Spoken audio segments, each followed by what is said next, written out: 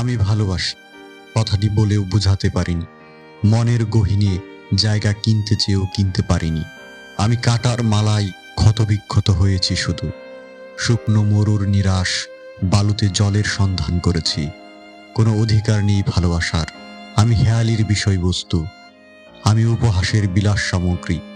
হৃদয়কে ছুঁতে পারিনি কখনো। তবে কোনো একদিন বলেছিলে, প্রতীক, তোমার ঠিকানা কোথায়? ভুলিনি আমি।